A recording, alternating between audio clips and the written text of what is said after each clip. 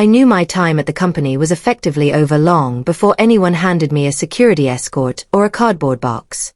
The decay actually started 6 months earlier when a sleek corporate opportunist named Julian Vance walked through our front doors.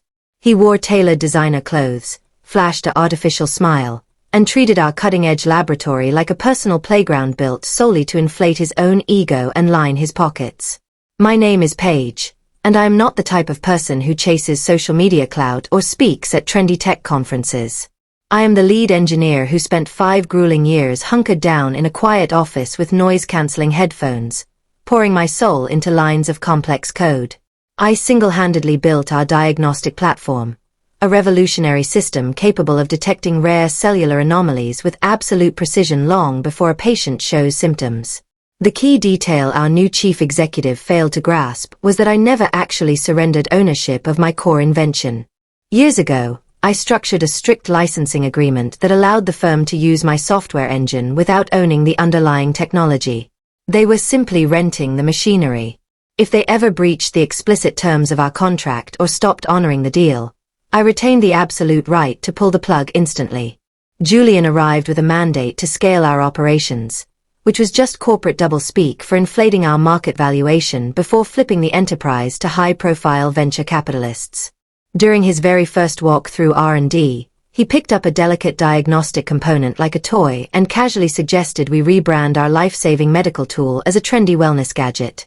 When I reminded him of its true medical purpose, he merely dismissed my expertise. Over the next few months, Julian systematically attempted to erase my presence from the firm.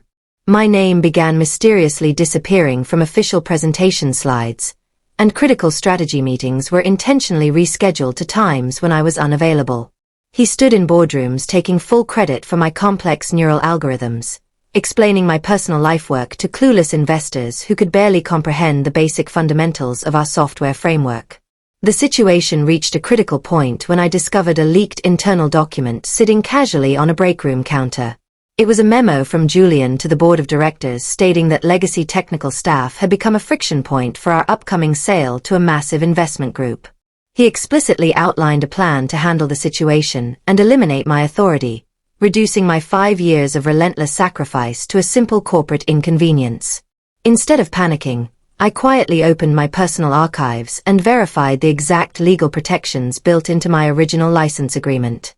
Clause 14 clearly stated that any attempt by the company to falsely claim outright ownership of the patent would constitute a material breach of contract. I quietly forwarded the pitch deck to my personal attorney, a brilliant strategist named Clara, who confirmed the violation and prepared the formal revocation paperwork. Rather than blowing up the entire acquisition immediately, I chose to wait until Julian committed fully to his deceptive narrative in front of everyone.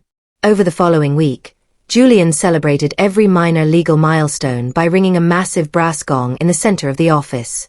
He assumed my silence signaled total defeat, completely unaware that a seasoned programmer uses quiet moments to compile the final code before executing a major system override. Late on a Thursday afternoon, Julian called me into his glass office overlooking the skyline to deliver his ultimatum. He offered me an insulting severance package in exchange for signing over my residual intellectual property rights, threatening to fire me for cause if I refused to cooperate.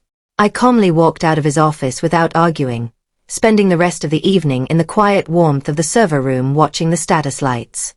The entire staff gathered in the main conference room the next morning for an all-hands meeting regarding the pending merger. Julian stood at the front of the room alongside the board members, boasting about trimming unnecessary operational fat to secure our financial future. He then turned directly toward me, publicly terminating my employment in front of 50 colleagues while falsely claiming that my proprietary patent was full corporate property. I offered no dramatic outburst as security guards stepped forward to escort me toward the exit. I simply looked Julian in the eyes and warned him that he was making a catastrophic mistake before turning on my heel and walking out. The moment the elevator doors closed, I messaged Clara to execute the formal revocation notice, giving the company an uncompromising 24-hour deadline to completely cease using my core diagnostic algorithms. I spent the remainder of the day relaxing in my apartment while the shockwave quietly traveled through the corporate hierarchy. By late afternoon, frantic messages began pouring in from the company legal counsel, desperately offering to reclassify my termination as a lucrative layoff if I agreed to withdraw the notice. I politely refused their offers, knowing that Julian had backed himself into a corner from which no amount of corporate spin could save him.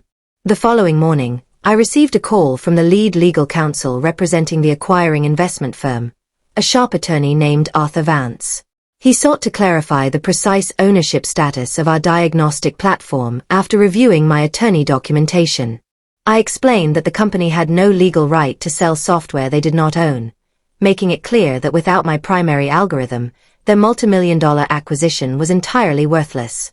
Back at headquarters, absolute chaos erupted as representatives from the investment firm arrived to confront the board of directors.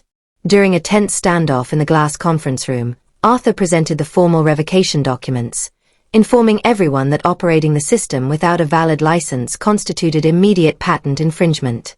The board turned on Julian instantly, realizing his reckless arrogance had just destroyed a $500 million acquisition and exposed the firm to massive liability. With their entire business model collapsing in real time, the board held an emergency session and immediately stripped Julian of his executive power.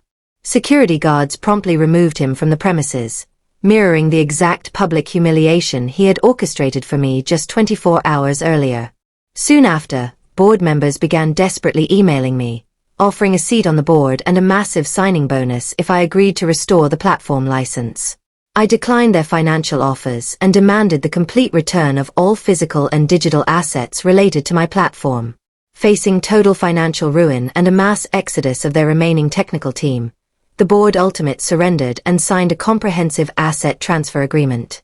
I successfully reclaimed full ownership of my lifework, leaving the stripped shell of the enterprise with nothing more than empty office furniture and useless branding. What Julian never realized was that software development is an evolving process requiring constant maintenance rather than a static asset to be traded. Even if he had managed to push the deal through, the platform required a specialized recalibration mechanism I had patented separately under a personal development clause. Without my continuous updates and direct oversight, the entire diagnostic system was destined to degrade rapidly, rendering the acquisition completely useless over time. A few days later, I returned to the abandoned office one final time to retrieve my personal belongings from my desk. I glanced through the glass partition of the main conference room and saw Julian quietly packing his remaining personal items under supervision. He looked broken and defeated, stripped of the glossy corporate facade that had once defined his entire identity, while I stood outside possessing total control over my professional destiny. I walked out into the bright afternoon sunlight with my tech team already preparing to migrate our infrastructure to a fresh server instance. We were ready to rebuild the platform on our own terms, completely free from corporate manipulators who value style over genuine substance. Real authority does not come from loud titles or expensive suits, but from holding the fundamental keys to the systems you build and defending your work with relentless precision.